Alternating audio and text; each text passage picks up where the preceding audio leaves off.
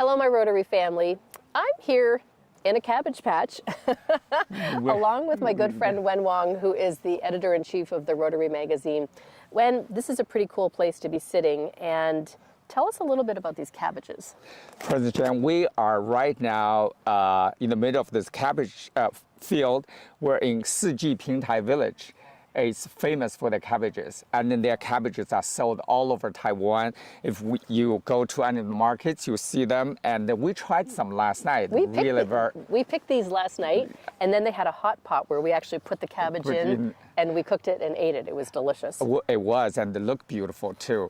And for the past 3 or 4 decades, indigenous groups, they've been growing these beautiful cabbages, and it's the staple, the livelihood. It's something to support themselves. And they're very happy to learn from the Han people, and then they really make it a very, very big business here. And a lot of indigenous groups, they are supported by the cabbages. But during the past 3 or 4 years or so, because of the climate change. Yeah. And as you can see, we passed by, when we walk by, we saw the spraying of the pesticides. Yeah. And it's really polluting the water sources. And there's tough competition. More and more people are growing cabbages. So the livelihood of the local indigenous group, they are being negatively impacted. So they're looking for an alternative.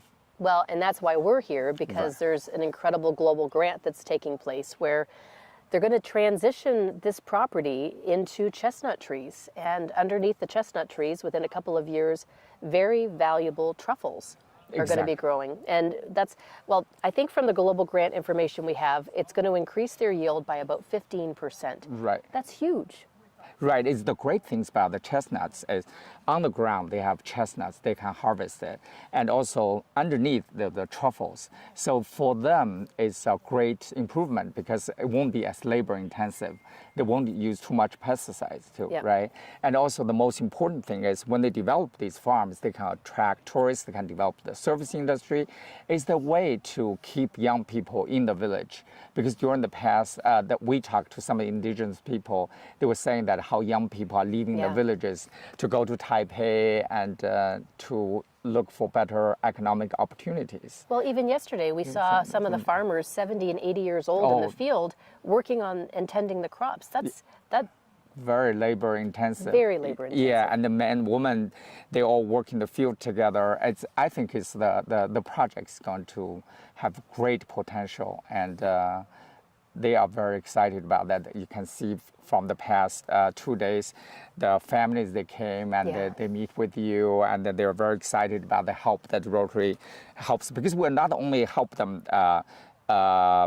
transform into a new, probably more profitable crop, but it's also like the Rotary clubs help them do training and learning more about the environment, and it fits with the Rotary goals, when our areas focus. Well, that's exactly it. We're touching on community and economic development. We're talking about the environment. We're talking about multiple areas. Yeah, the water resources we're helping. It's really a very great project. We hope they will succeed.